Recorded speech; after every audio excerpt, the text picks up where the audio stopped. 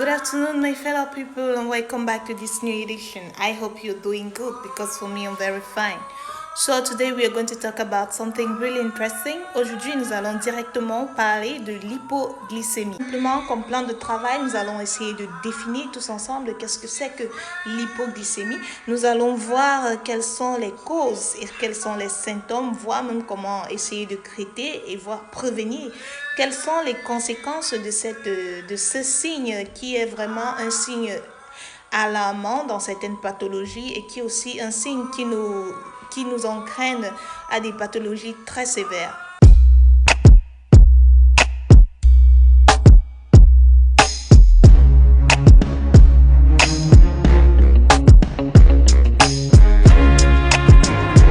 L'hypoglycémie se définit comme une diminution du taux de sucre dans le sang inférieur à 0,45 g par litre.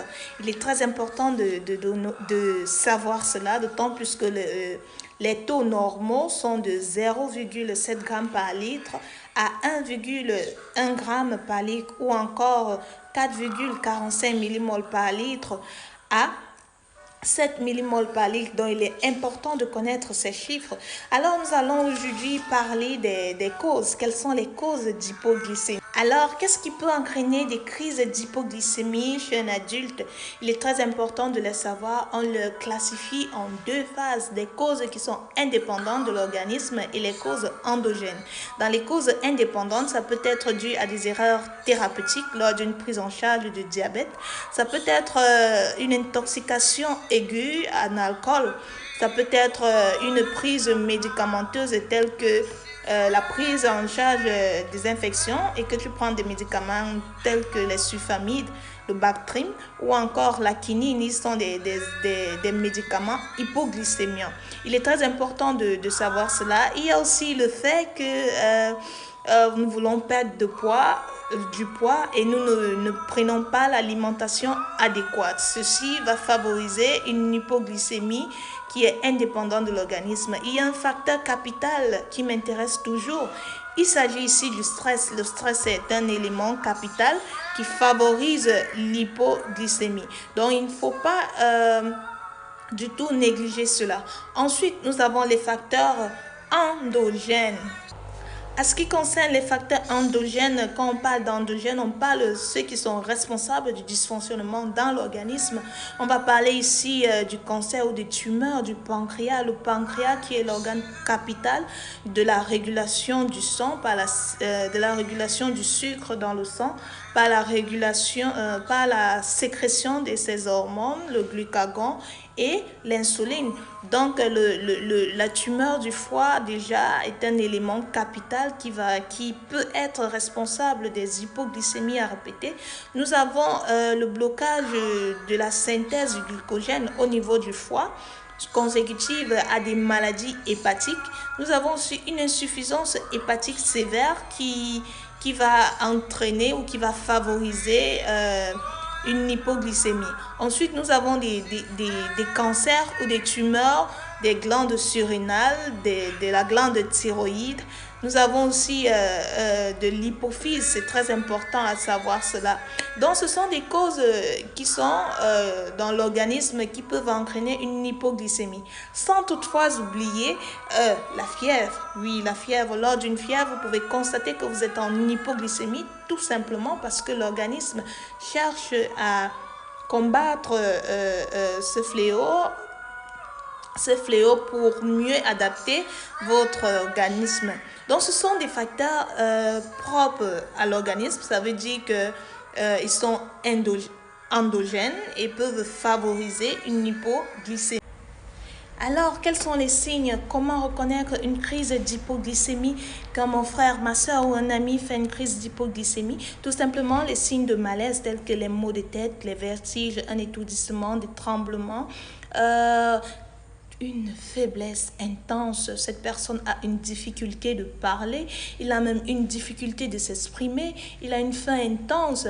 Il ne faut pas oublier des transpirations aussi, à grosses gouttes. Maintenant, au niveau psychologique, il a des manifestations de confusion, il a des nervosités, il est tellement nerveux et en tout, il est surtout irritable. Donc, il est très important, comme quelqu'un avait dit tantôt, un ventre affamé n'a point d'oreille. Ça, c'est juste consécutif à cette hypoglycémie parce que l'organisme a besoin d'énergie. Côté clinique, nous pouvons avoir des palpitations, nous pouvons avoir une tachycardie ou encore une dyspnée qui est tout simplement la difficulté à respirer, voire une pâleur chez certaines personnes. Donc, il est très important de prendre ce petit élément que la plupart d'entre nous négligeons, mais qui est capital pour la survie. Alors, comment, parce que beaucoup de personnes vont me poser la question, je sais, comment est-ce que je peux prendre en charge un ami ou un frère qui fait une crise d'hypoglycémie à la maison? C'est tout simple. Nous avons de panique si je constate que j'ai un ami qui fait des signes que je viens tantôt de dire, des signes qui sont en faveur d'hypoglycémie. Il ne faut pas du tout paniquer. La première chose à faire, c'est de chercher où je peux trouver quelque chose de sucré, quelque chose qui peut resucrer l'organisme et donner l'énergie. Alors, nous allons parler du resucrage qui suffit seulement d'avoir 4 petits morceaux de sucre, oui, qui sont équivalents à 15 grammes d'apport en sucre à cette personne, ou tout simplement un verre de jus d'orange. Il est très important, mais qui ne sera pas donné à un patient qui est atteint ou un ami qui est atteint d'insuffisance rénale parce que va favoriser une augmentation du potassium dans l'organisme. Donc, il est très important de savoir aussi que vous pouvez donner à cette personne soit une cuillère à soupe de miel ou une cuillère à soupe de confiture. Ceci va permettre à ce que la glycémie soit rétablie et vous serez tellement surpris de voir à quel point cette personne va reprendre son énergie et aura la possibilité, s'il faut, d'aller à l'hôpital ou de continuer sa journée comme si rien n'a été. Alors les amis, nous savons déjà que prévenir vaut mieux que guérir. Alors comment prévenir des crises d'hypoglycémie? Tout simplement en respectant une alimentation bien équilibrée, tout simplement en contrôlant aussi son taux de glucose, son taux de sucre dans le sang, parce que c'est une pratique que beaucoup d'entre nous ne faisons pas d'habitude, mais nous constatons souvent, comme quelqu'un avait dit, un ventre affamé n'a point d'oreille. Quand nous avons déjà excessivement faim, nous sentons comme si nous sommes épuisés, nous n'arrivons plus à réfléchir, nous n'arrivons même plus à retenir, nous sommes nerveux. Donc il est très important pour nous, pour ceux qui en souffrent aussi du diabète, parce que c'est un autre sujet dont nous allons en discuter, les hypoglycémies chez les diabétiques. Donc il est très important de se nourrir de façon adéquate, toujours avoir quelque chose de sucré dans le sac, parce qu'on ne sait jamais. Là, nous sommes en train de prévenir, de façon à ce que si tu fais une crise ou une personne autour de toi, tu sais déjà comment agir. Parce qu'avec 4 morceaux de sucre, on peut sauver une vie. Alors, nous allons directement, quelles sont les conséquences d'hypoglycémie? Beaucoup de gens ne mesurent pas le degré de sévérité ou de dégâts qu'une hypoglycémie peut entraîner dans l'organisme. L'hypoglycémie, quand on parle d'hypoglycémie, il y a d'abord l'organe noble qui est le cerveau qui en souffre, sachant déjà que le cerveau, s'il passe près de 5 à 8 ou à 10 minutes sans oxygène, il va en souffrir. Ensuite, l'oxygène aussi qui est très important dans le transport de glucose. Donc, s'il y a ce manque-là, le cerveau déjà, il y aura des dégâts au niveau du cerveau qui vont entraîner des troubles psychiques, qui va même entraîner peut-être 2 fois, il y a des dysfonctionnements du cerveau, voire même aller jusqu'à la mort, parce qu'il est très important de noter cela, que un défaut d'apport en glucose, quand quelqu'un fait une crise ou est dans un coma hypoglycémique, le médicament immédiat, parce que nous ne souhaitons même pas qu'on y aille au coma, il faut faire le resucrage et ramener la personne le plus vite. Alors, on me demande de savoir quels sont les aliments qui peuvent augmenter facilement la glycémie. Il y a des produits à base de céréales tels que le pain, des biscuits, des cornflakes. Nous avons aussi le riz blanc, nous avons des pommes de terre. Il est très important de savoir que les pommes de terre sont très riches en glucides. Ils sont généralement chez les diabétiques, les pommes de terre sont... on demande aux diabétiques de s'abstenir de prendre des pommes de terre. Il est très important de savoir que le taux de glucides dans les pommes de terre est plus élevé que ceux qu'on retrouve dans les patates. Donc, il sera préférable de consommer des patates pour ceux qui sont allergiques au sucre. Donc, ici, il est très important aussi de savoir que la sucrerie ou le bonbon ou un petit truc sucré que je garde toujours avec moi pourra soit me sauver la vie ou sauver quelqu'un autour de moi qui fait une crise d'hypoglycémie.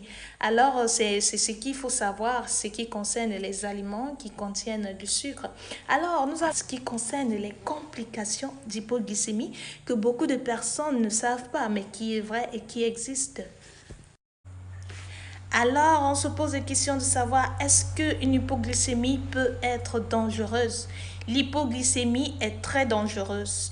Généralement, à l'hôpital, on nous dit c'est mieux de gérer un patient qui est en hyperglycémie que de gérer un patient qui est en hypoglycémie. Parce que l'hypoglycémie ici a comment dire, supérieure à 10 minutes peut déjà entraîner une mort cérébrale. Vous savez déjà qu'une anoxie de 5 à 10 minutes peut entraîner, une anoxie c'est un manque d'oxygène au niveau du cerveau, peut déjà entraîner une mort. Et nous savons déjà que l'oxygène va ensemble avec le glucose qui sont une source d'énergie pour le cerveau. Donc, il est très important de savoir les conséquences d'une hypoglycémie. C'est pourquoi il faut vite agir quand quelqu'un est en hypoglycémie pour éviter des séquelles ou des conséquences irréversibles. Pourtant, entraîner la personne à la mort, chose qu'on ne doit même pas penser, on ne doit pas souhaiter.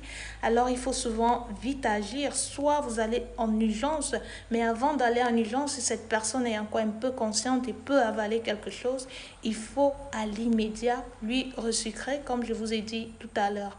Alors, c'est ce que Astuce Santé avait à vous présenter aujourd'hui à ce qui concerne l'hypoglycémie et ses conséquences. Donc, sur ce, je vais vous demander de juste appuyer là et partager, non seulement partager, subscribe. Je vous souhaite une très bonne journée. Que Dieu vous protège. Bye bye.